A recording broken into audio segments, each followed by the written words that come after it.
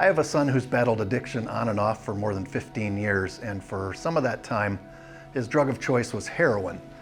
Back in May of 2019, my wife and I were convinced that the heroin use had come to an end because my son hadn't used it in probably 2 or 3 years.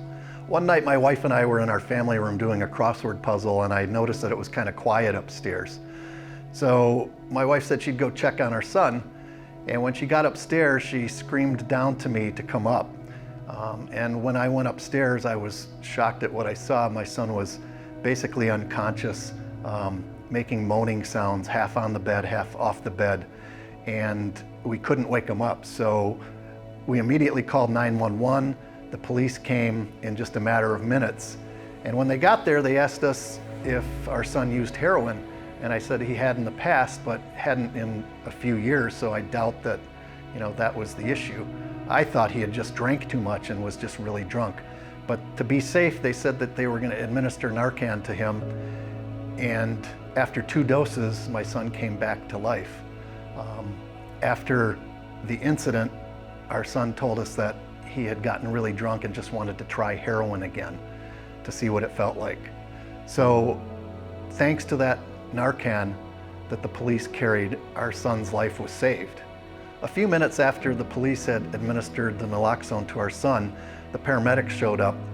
They were a little bit late because they'd been delayed on the way to our house, and they told me that it was a good thing the police had the naloxone on them, because if we would have had to have waited for the paramedics to administer it, it probably would have been too late. This whole overdose incident with our son really shook me and my wife, and we decided that we probably needed to have naloxone in our house, because even though we thought our son was done using heroin, we obviously didn't know that there was a chance that he would go back to it again. So after this incident, we went online and looked to find out where we could find naloxone training, and we discovered that Families Against Narcotics offered naloxone training that included a free naloxone kit. So we signed up and took the class. Some people think that naloxone is simply a drug that enables people with substance use disorder and it'll just bring them back to life so they can use again.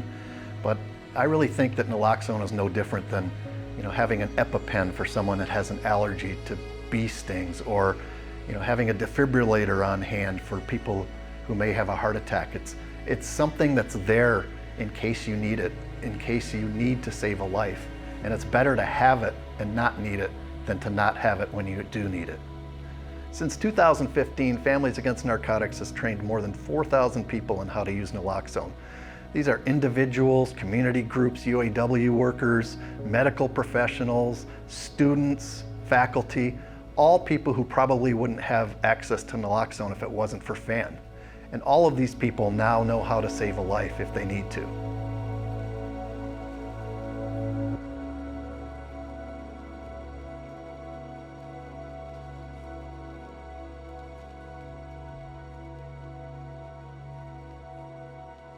I think the reason I'm so passionate about naloxone and the naloxone training that FAN does is simply the fact that if it wasn't for naloxone, my son wouldn't be here today.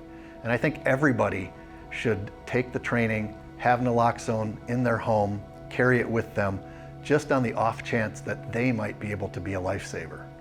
If you're watching this and you're interested in taking a naloxone training class, or if you have a business or community group or an organization that you'd like to have trained in the use of naloxone, visit our website at familiesagainstnarcotics.org/naloxone.